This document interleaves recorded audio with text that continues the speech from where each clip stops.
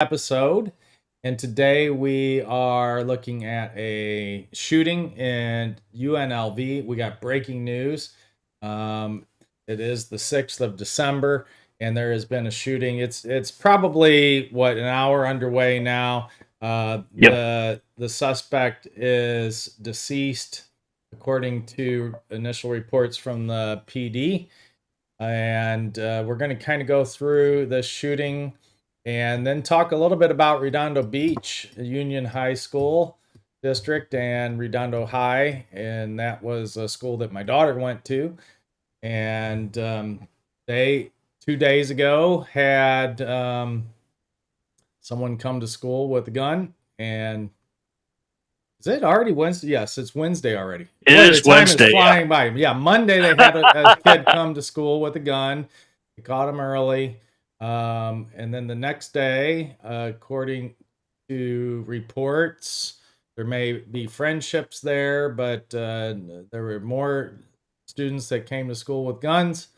They caught those individuals early as well. So it's a weird week. It's a weird Yes. year, and it's a weird life. And as we have stated many times before on active shooters, this is not the first go. It's not surprising. I'll just recap some of that stuff for you. Many moons ago at an AGRIP conference, I did a presentation on who's crying and why are we crying about this type of shooting and violence in our schools. And during that presentation, I went all the way back to the late 1800s when there were recorded incidents of school shootings and violence. And here today, 100 plus years later, we are still experiencing it. And as Matt was talking pre-show, is it going to get any better? It doesn't feel like it, does it, Steve? No, It it really doesn't. doesn't. And we always think about, okay, and comes in general. If you have a problem, right? Okay, identify those root causes, find a way to mitigate or eliminate those causes so that you can go forward. Well, it's obviously an extremely complicated situation because we have, on one hand, we have a wealth of guns in American society. It's a constitutional protection. There are many people in the country who understandably take that very seriously and want to keep their guns, want to have guns on them for self-defense, for home defense, for hunting and recreational activities.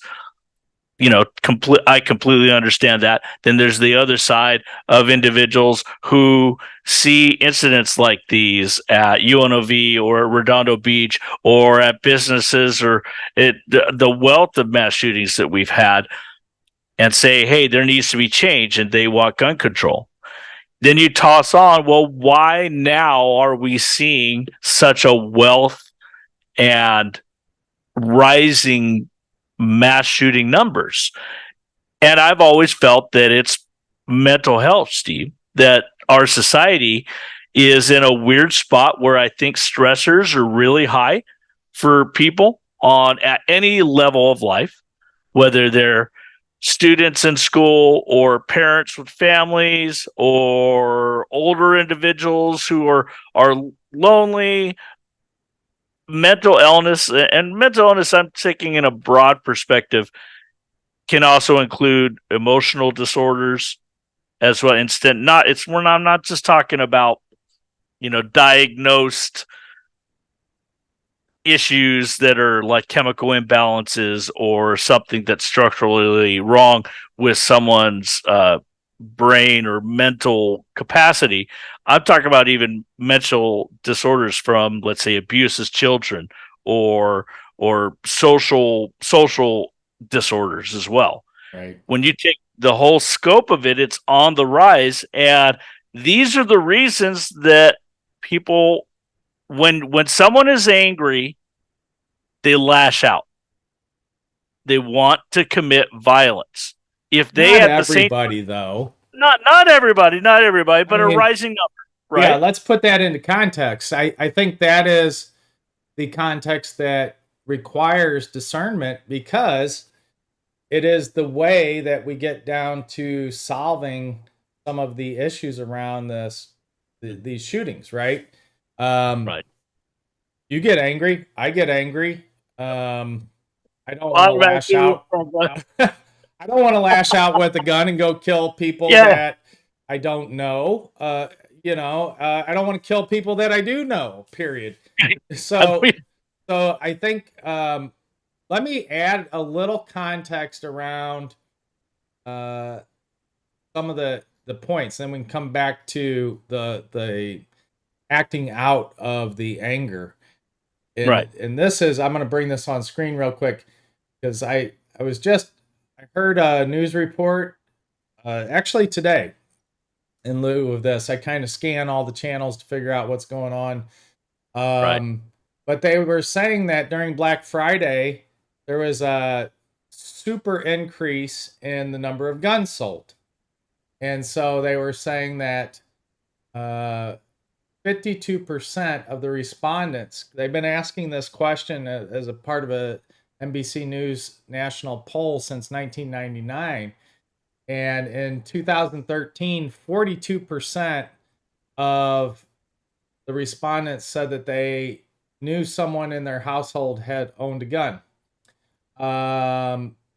And let's see, 4 years ago in 2019, 46%. So just a 4% increase. This Right. year, 52%. And Okay. if we take a look at the Hamas Israel war and then Mhm. all the violence against Jewish individuals here on American soil and the threats and the outspoken um, voices, protests, Mhm. things like this, it was reported that Jewish individuals were reaching out and purchasing guns to get a sense of uh, security among Did they themselves. do they have any numbers in there for Muslims as well? Wouldn't shock me if those numbers are up as well.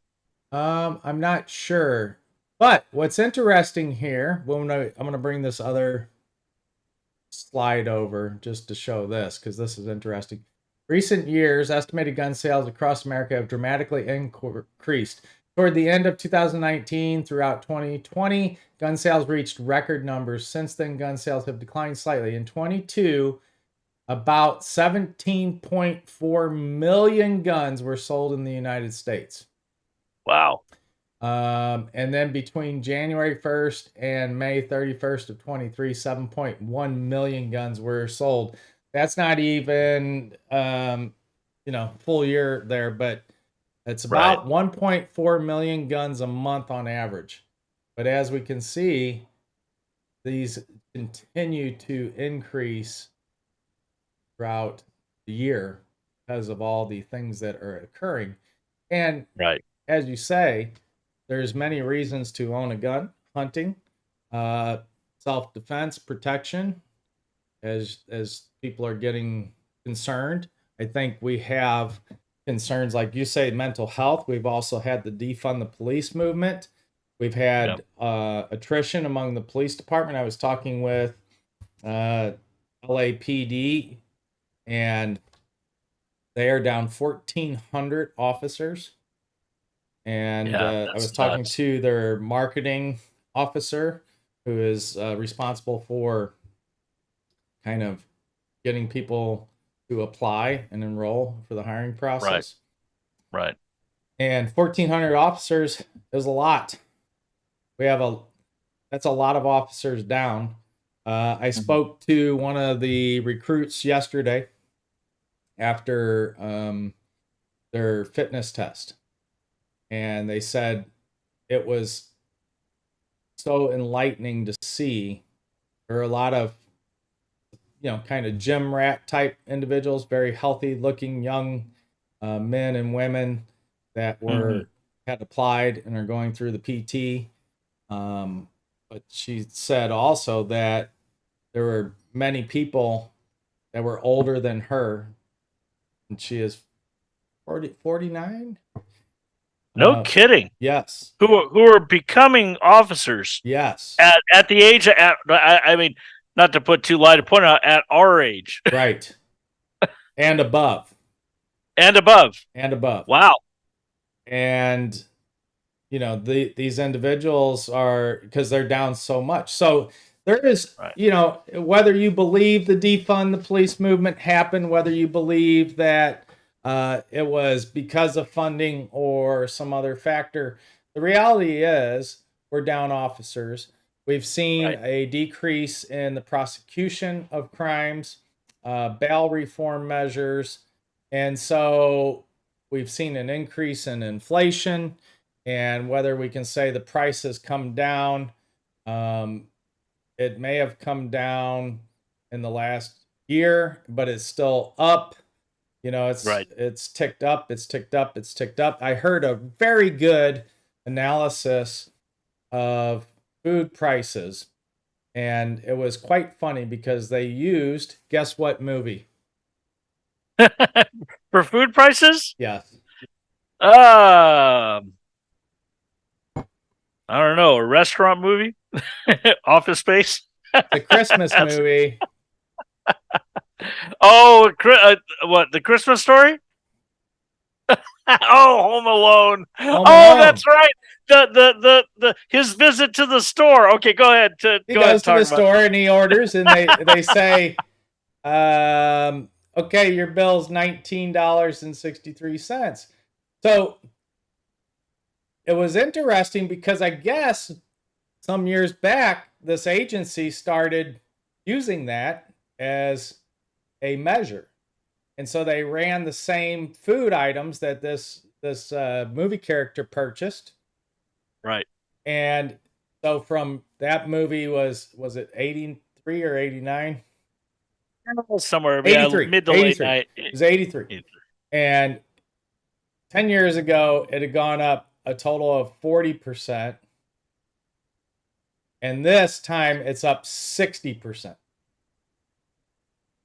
So you just see that progression, and food prices are up.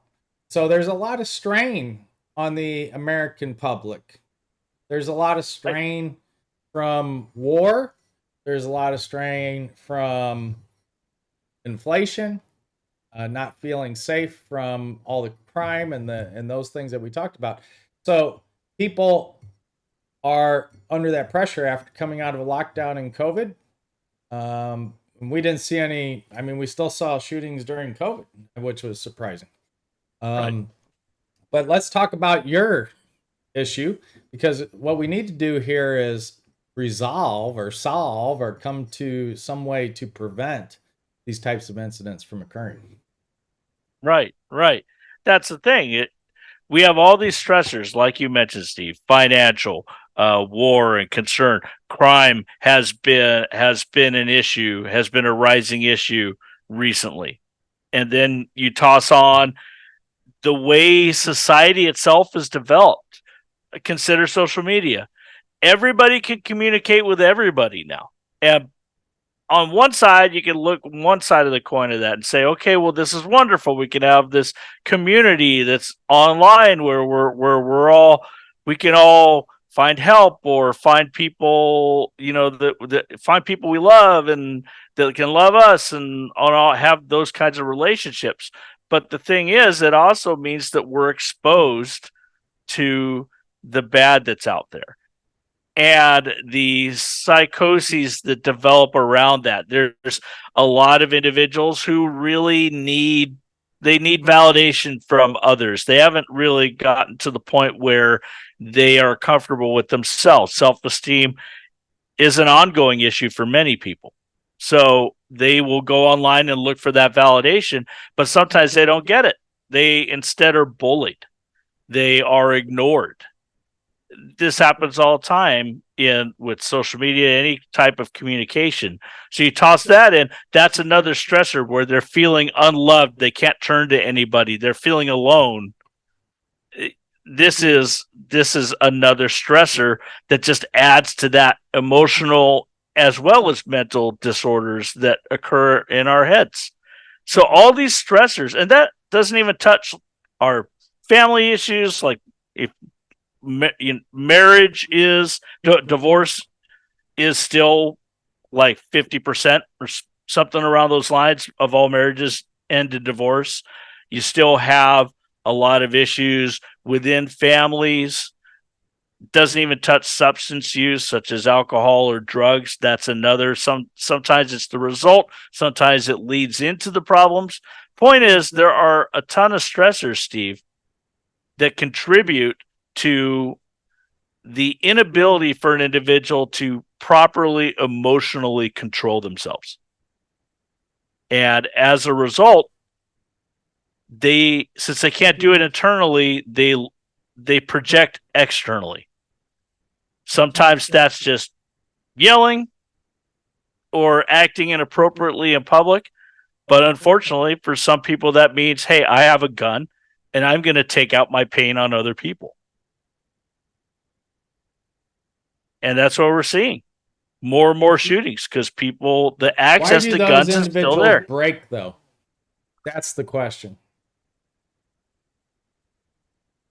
They don't have maybe it's not enough community or familial support. Maybe it is a image that they see online that they feel they must live up to and falling short of that because usually it's an unfair image. They feel less inferior. So this is maybe their way of exerting control, or maybe they're saying, "Oh, you don't think I'm good enough? Let me show you." It's yeah, it's tough to pin it down. I think I would start with wondering, okay, how can we control this mindset? I feel like we can't put the genie back in the bottle when it comes to social media and having that online community, of course. Well, And that's yeah, I think there's a lack of respect for the gravity of so many issues now, whether that's gun safety, parental, schools, teachers, law enforcement, the law. There's just a general malaise when it comes to respect for all things in American society. And that yeah, comes down to, well, I mean, I can say, look at yeah, me, how I'm dressed right now, and that's part of it. And you look at that when you go to the theater. I just recently took my daughter to Pantages Theater to see Mamma Mia. Fantastic show for anyone uh, that got to see it or didn't see it. It was wonderful, absolutely wonderful, very engaging. The the lack of respect there. People don't get dressed up. They come in right, shorts. They come late. They walk down the aisle when the production's already started. That was a no-no. They wouldn't even let you through the door back then. yep, yeah, And we see this with the office of the presidency. You know, a complete lack of respect and decorum and deportment in all aspects yeah, of that. And I'm not just speaking about the current person holding that office. I'm talking about the entire office across yeah, the last decade or so. yep, And you just look at how people talk with each other. And they get pulled over by an officer, the lack of respect there, the lack of respect for the law in general, uh, yes, all of it. So when we start to look at this, we go, okay, well, how do two 15-year-olds or three 15-year-olds or in that age range under the age of 18 get their hands on a weapon and take it to school? Well, it's a complete disregard for the law, and it's a complete disregard for gun safety on the individuals that yeah. Whose guns those are? right. Probably parents or older brothers or sisters or So, might you know, be yeah, someone they got those from, and did they go out and purchase those illegally? I don't know. Did they purchase them legally? Probably not.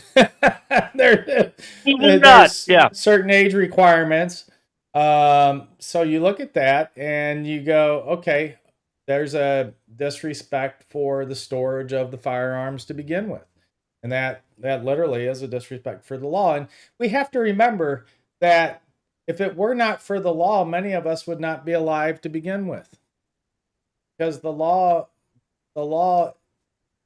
ensured that we were fed, that we were clothed, that we weren't abused and neglected and all those things, that we Right. were placed in seat belts and, many, many things. So the law provided for many protections of the human beings as we grew. But there's a disregard for it, and that disregard makes people upset and angry. And don't die on us, we're live streaming. Although it might increase our ratings, Matt. There you go. We'll get more views. Good. So I think you've hit upon topics that certainly contribute to the breaking point, but there's just a breaking point. We just saw this with the woman that went into the lobby of the police department. Yeah. Just became unhinged. And I don't know if people are always looking for the attention when they're, are they attention seeking when they're out there doing these things. I do think in the mass shooting situation, yes, especially in schools and public places like that. But we have to come down to the mental health, and that I think was interesting too. I want to bring this up on screen, and that was the civil commitment, which is the mental health civil commitment. There's a great piece by Samsha called "Civil Commitment in the Mental Health Care Continuum: Historical Trends and Principles for Law and Practice," and this report, basically article, it's 43 pages that was written, is wonderful. It was interesting to me to see that in the 50s and 60s, the mental health commitment was, I thought they said it was 26%, somewhere in that range. It was rather up there. It could have been 16 or 26 overall in the United States. And now the commitment rate is less than 6%. And there's a lot of people in the United States. And we know there's a lot of mental health issues. And we can't discount that we have foregone the ability to get treatment to individuals with mental health or difficulties or challenges, however you want to say that.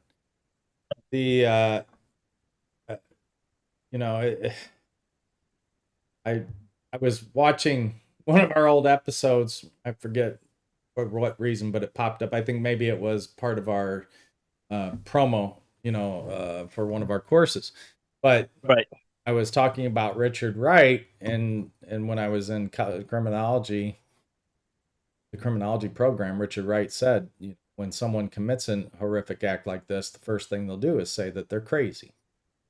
If you were to try to assassinate a president or something like this, they'll say that you're crazy. And on a lot of levels, you are, to try to enact that type of violence.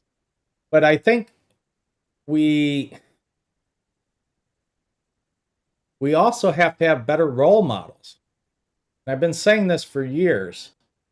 It's always difficult to say, don't commit acts of violence, and then resolve your problems through this method or that method, not violence. But then the very first thing that many countries do is fire missiles, invade, shoot, kill, and resolve their conflicts through war. It's and that's the thing. I think that a lot of individuals, they'll look at that and maybe they separate that a bit because they don't view countries as individuals, although it's a collection of individuals, and it's amazing how one can be connected to the other, right? So it is, but yeah, the role models are really important. I think it starts in the home. The number one role model that we all look up to are our parents. So we have a rise in broken homes. The divorce that I mentioned earlier comes back into it. So now we have multiple homes. Maybe they remarry, and now these kids are dealing with two sets of parents essentially, and they have to deal with that. And then there's also your teachers. Teachers are highly stressed. They have a lot on their plate, and I think that that's part of the problem too, is that maybe there's too much emphasis put in. How many parents are going, I'm too busy. I'm just going to toss my kid into a classroom and have a teacher be the role model, and then I'm going to work a whole lot so that we can survive that financial stressor. And now it's on the teacher. And what if the teacher's not a very good teacher? Or what if they're older and now they're being handed from teacher to teacher? Are they all going to be great role models for them? Well, Are they? we've seen that there a lot are not, and especially at the university level recently, Mhm, that there's a lot of things that have come out, especially among the Hamas Israel war, mhm. and looking at that, you have to say, whoa, there there's some very deep rooted, what would you say? Not racist, but maybe There's there are there's a lot of hatred. there's a lot of hatred. I was trying to avoid saying hatred, but it really does No, it come is down to hatred. yeah, yeah, And yeah. so you're Animosity might be a better word. Yeah, animosity, animosity. Yeah, hatred, racism, yeah, however you want to say that. yeah. Um, uh, but that whole point is most of the instructor, I mean, you and I deal with a lot of instructors every day, Yes, and yes. most of them are fantastic. But Absolutely. the ones that really teach and keep their focus to the classroom, uh, are holding the students responsible. Well, the students don't like that. So the ones that give way, the ones that let them get away with a few little things, the ones that Yep. like to have the non-conforming points of view Mhm. are the ones that the students gravitate to. And there's been a big emphasis on uh, gender and what do we call this? Gender identity. Yeah, gender identity. And Yeah. so there's been a big emphasis on that, and we're not teaching the fundamentals or the basics anymore. So I think Hmm. there's just a big culmination. And we Yep. don't know, in regard to this UNLV shooting, what the impetus was for this shooting. But we Right. do know that it occurred. There's reported multiple victims. That the shooter is allegedly deceased. We don't know from what standpoint. Now we'll keep checking this update here. But we do know that Las Vegas has been through this once before with a major mass shooting from the hotel. And we know individuals that were at that music event and have actually been shot. Well, we don't know the individual. We know individuals who have relatives that were there. So we Yep. know people from 2 degrees of separation that were impacted by that directly. But, it's never a good event or feeling when you are part of this whole process. So, as Right. two individuals that are trying to teach active shooter preparedness and risk management and septet analysis and all these things around it, this just breaks my heart every time one of these occurs. I do believe Yep. that in this situation, law enforcement reacted quickly. I thought they had good messaging. They were able to run to the sound of the gunfire. They were able to um, limit the number of individuals that were, directly impacted by um, the gunfire itself. And Yep. so I think from that standpoint, there's a lot of good responses here that could be looked at and modeled. But I do think just kind of looking at this facility and listening to some of the news reports and the individuals that were there, there's a lot more that can be done and looked at. And I'm just kind of looking at one thing that was said, and I think I understand what the individual was trying to say when they made this report, but they said this terrible advice of run, hide, fight. This was a newscaster on one of the major channels, and Okay. basically, I think what he was saying is this is horrific when these things occur, and it's never advice that you want to hear. But run, hide, fight is good advice. It is really good advice, and you have to understand that it is the outcome, right? Run, hide, fight is the outcome. It is not the trigger. You have to know what the triggers are, and then you only have three choices. And this comes down to the naivete of individuals that believe that there's some other option. When an active shooter occurs, there's not another option. You can run away, you can hide from it, or you can fight, and that's all going to be determined on the proximity to the shooter and your skill level. And if you want to try to believe that there's some other option, I don't know what it is, because if you try to talk it out and this person is on a mass killing spree, then likely you're just going to be another victim. Yes. Can you think of any other options there, Matt? No, none that make any sense. It is you basically. It's kind of like it reminds me of forklift training. We've been talking about the controls, how the handles go upward and downward. When you think about it, run, hide, fight is like a handle. You can go forward and fight. You can go backward and run away, or you can have it in the middle and hide. If you're on a forklift, Steve, can you move that handle any other way or do any other action? No. No, you can't. I kind of feel like, in a weird way, that very utilitarian example is analogous of what your choices are when you're in this situation, in an active shooter situation. That there aren't any secret answers, or it all basically comes down to those three options. So you need to understand what your options are, where to go, and assess.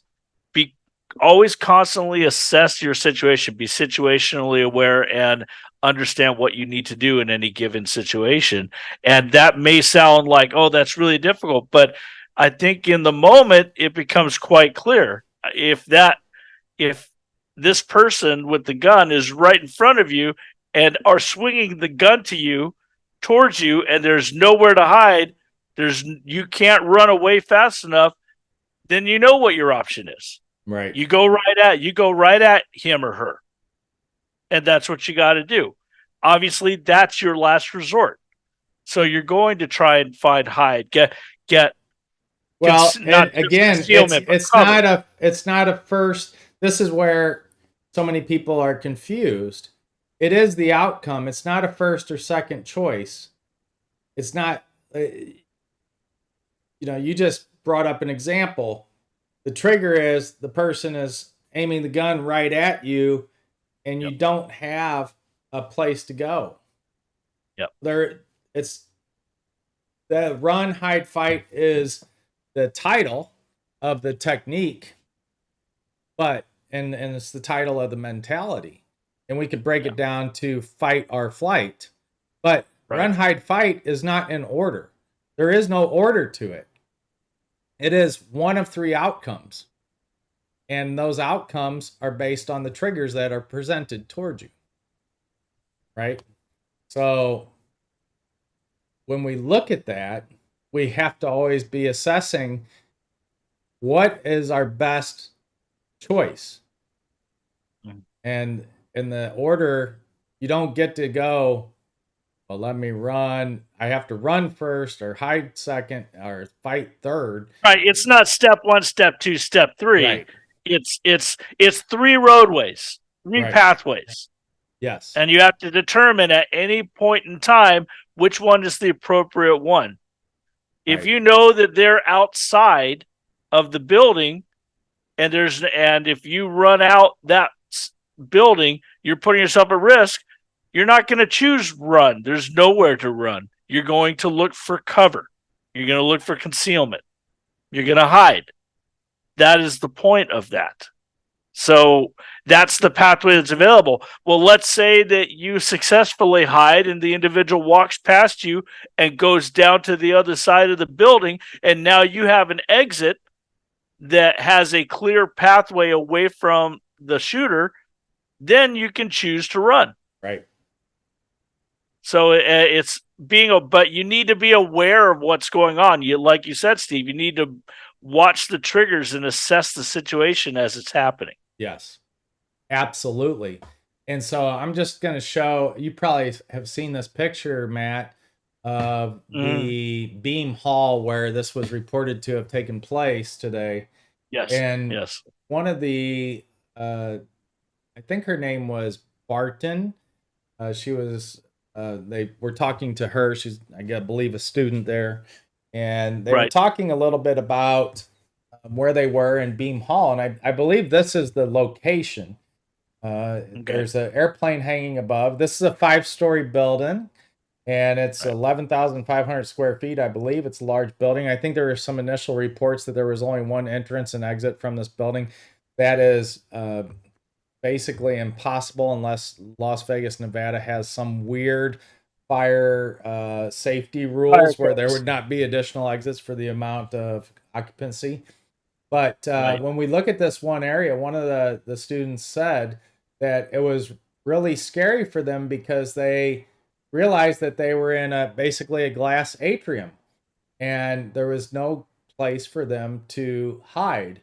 Well, that illustrates our point that that is an outcome and that you must either run or fight. And so, looking at this building, we can kind of see some of the images of the building itself. And there's not a whole lot of interior images here, but you can imagine it is a traditional university complex with large classroom settings and smaller classroom settings and things of this nature. But I think it's very important, and it's something that we teach all the time, which is that this is an outcome and you have to figure out what those triggers are. And I think the hardest trigger to figure out is the fight. When do you fight? When do you do you need one trigger? We teach a single trigger or multi-trigger methodology. And someone is yelling and screaming and they use threatening language like I'm going to kill you. Well, that is the 2-trigger method, and that is the point where you have to choose an outcome. There's also the single trigger, which are like the presentation of a gun. That is where you have to choose an outcome. Right. So those are things that you have to learn. It's very important. And these situations aren't going to stop anytime soon. I don't believe, especially with the current fears among the invasions from China into certain other countries and Russia and these types of things. I don't think that Americans are at a point where they're going to willingly hand over their firearms, turn them in. I think with the reported crisis on the border, and I think today there was some reports of 12,000 individuals coming in, Chinese nationals and a bunch of other individuals, where there's been reports that there's concerns of who's coming across the border. I'm not sure that a lot of Americans are willing to just hand over their firearms at this point in time. And so this is going to be a long, ongoing battle. And, it's a tough one. But I think what you have to do is determine how safe your campus is. And I think you have to do a lot more training. And you have to be willing to respond and know how to respond. And that just goes into the same thing for the students. They need to know their campus and they need to know it inside and out and where they would go and where those places are. And I think, there's always two sides of the coin. Do they hold an orientation class on this topic? They should. Then they say Right. if we do, then everybody knows where those spots are. Right. Well, yeah, Hmm. yes and no, right? So Right. um, I do think it's important that if you are a student on campus, that you take the time to walk your campus and really look at the campus from that standpoint of what would I do, where would I go, how would I exit, where would I travel to, what are the points between here and a safe place that would be cover or concealment, as Matt indicated. And Right. so that is very, very important. The other thing is, I think, especially for students, we have to take action. You have to report these things that may be potential indicators of violence. We know Yep. that there is some new training required for the K-12 environment, the SB 906, the homicidal threat assessment, and we just have a new one, SB 553, which is the workplace violence prevention. And both of those are going to be completely live this July, but Yep. we are prepared for them now. So, what else you got to add to this, Matt? I feel like we've talked this topic to death. Right. Right. Right. We get all look, the fact is, remember what Steve was saying about the triggers. Okay, yeah, maybe some of that is common sense, but no one's really going to know it unless they take the training. And I think that's the point, is that a lot of times we think it will never happen to us. We harp on this all the time. It will never happen to us until it suddenly does. And then there you are, you're not prepared, when it's easy to just get this training and have people prepared. The other side, and part of that preparation, will be to recognize that trigger. So it's not just everybody will be able to quote run, hide, fight, but then do they know how to do the run, hide, fight thought process? Can they actually navigate through that decision tree and make the correct decision in a situation? That requires training. That requires awareness. So if they're not being provided with that training, if administrators aren't taking that seriously, or I mean, I'm sure they always take it seriously, but maybe they prioritize other things and they don't ever get around to it, then that puts you in a terrible spot where you don't have this training when this event happens.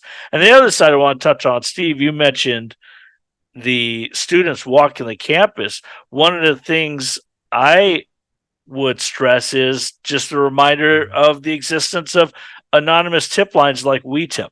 Right. A lot of times students, they feel socially compelled to not speak up about something because they feel like they're a snitch, and there's a culture around that, and I get it, but in the end it's about lives. It's more important than that. And WeTip is a way for you to anonymously let someone know that you think something could be happening, that there's a potential risk, there's a potential danger from an individual who attends school there. Right. I'm just going to throw their website up here. Yep. Good idea. Yeah, fantastic. And Definitely. students also will see a lot of the social media from these students, whereas parents and teachers and administrators, they won't. Not as Who's got much. time? Right. Right. Are we ready? We ready to monitor what high schools have, like 2,000 kids, 2,000 students? Are we ready to monitor 2,000 social medias? Twitter/X, Facebook, Instagram, TikTok, Snapchat. I mean, come on. It's it's a crazy amount of social media out there. You can't do it. No, you can't. It's very difficult. Yeah. Very difficult. Yes, indeed. It's extremely difficult. And I think there's programs to do it, and they should really seriously consider looking into it Yeah. for the districts that. Like code word searches, kinds of things where it Well, goes yeah, there's over that. there's firms that do the search and live review and things like this. Right. it's important and it should be done. So I do want to just take a moment to say training is very, very important. And I think training beyond read the policy, beyond, um, sitting in a classroom and getting a lecture, it needs to be functional exercises. You need to walk Mm, through, run through, you need to practice. Um, you need to do some hands on training, how to use a fire extinguisher. And Matt and I are going to do some demonstrations of what happens when you use a fire extinguisher, what that mm-hmm. really looks like. So be watching for that because it's important to understand. And I think just understanding how to communicate under those types of situations. I mean, who's going when you go to tackle the shooter? Who's going high? Who's going low? Right, How do you secure the gun? Do you need three people? What do you do? How do you not be afraid to hurt the shooter? A broken bone is sometimes people don't want to hurt someone, or they don't want to get hurt, or they don't want to ruin their shirt or their clothing or their fancy watch. And those are right, all things that you think don't matter, but people step back. They have a moment of hesitancy, and that goes back to our natural responses of fight or flight. We've added freeze in there. I think we have, really though, when we start to look at this, we've gotten to the point where we don't even have the fight or flight reaction so much anymore. We're in our own space, our own world, our own head.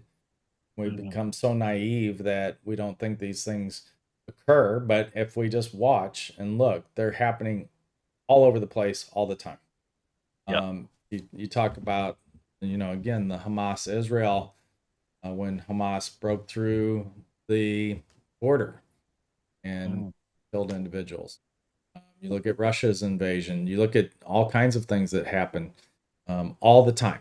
And they're out there, but if we want to bury our head in the sand and not see them, then we're not going to be prepared. So Matt Yep, and I have done yeoman's work on trying to get a lot of training out there. We do have our Dollar Training Club, and we have the new SB 553 workplace violence prevention. We have also workplace violence, active shooter training for parents, which I think is important, active yep. shooters for educators, and the SB 906 homicidal threat assessment. I haven't told Matt this yet, but I am going to tell him now. We are going to be Find out. developing. Yeah, you and I are going to be developing a course for college students Okay, that address active shooters and wonderful. what to do when you get into the dorm, what to do when you get on campus for your first year, and as you go through that. So we'll be looking at how to respond with those. I did think that the people that they talked to today, again, they weren't in the immediate area of the shooter, so they were a little bit more calm. I was kind of shocked to hear that the news reporters were saying that they seemed very upset and shaken. Hmm. Wasn't what I heard, but again, it just speaks to what people believe is very threatening and you know Yeah, yep.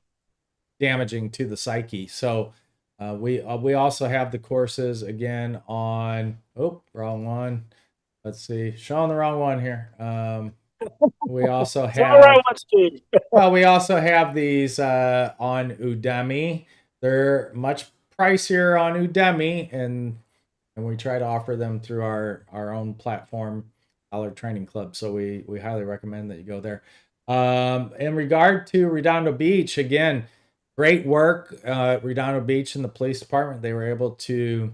We got some reports in that those students were coming to the campus. They were able to intercept them, so I thought that was really good work. No shots were fired, but again, it takes that entire community to be part of that and to report it and then to act upon it and to take these threats seriously. And that's another one that we have to do. We have to take the threats seriously. We have to go look at them. We have to analyze them. We have to ask questions, and we got to be not afraid to do that. So get after your training. Let's make sure that we're doing the training, that we are taking the steps. And again, hire as many people that you can to help with this. There's a lot of staff that we just kind of, just like we were talking about at the beginning, LAPD and being down 1,400 officers. We're all down, and we can't continuously add to the load and not have any relief from that. So we need to make sure that we are staffing up, and that goes to the responsibility of the individuals in the hiring process to make sure that they're putting in the budget request for that and putting out bonds if they need to. But you have to do those things. And we have one client we've been talking to all year. We do a lot of training with them, but they constantly say, we're busy. We're busy. Oh, we're busy. Oh, our officers are sick. Oh, we're busy. Our office. Well, guess what? You have to make the time. You just have to make the time. There's no other way about it. You can say it just like going to the gym, just like getting your certification, making dinner, going grocery shopping, cleaning the house, whatever. You have to make the time.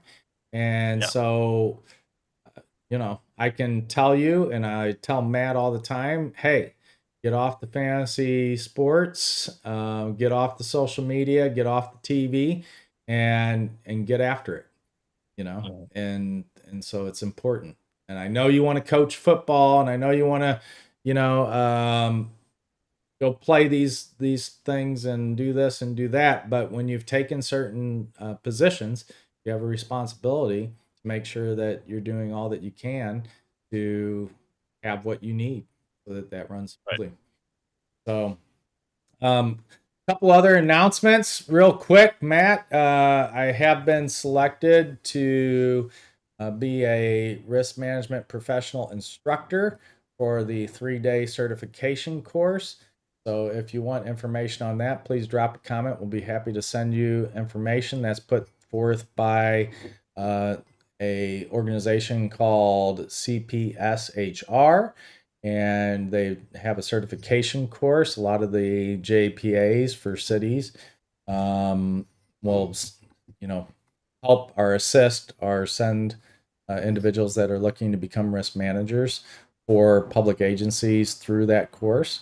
It's a great course, and it covers a lot of different areas. It covers the overview of risk management, workers' compensation, disability. So there's a lot to it, property and liability, of course. But that's great. And we will be seeing you folks at some of the upcoming events and seminars, and our holidays are coming up. And we just finished our package on SB 553. So we have the policy ready. We have the incident log, the reporting form, and online training. And we have an all-in-one course. So if you want to play that out on a video, you can.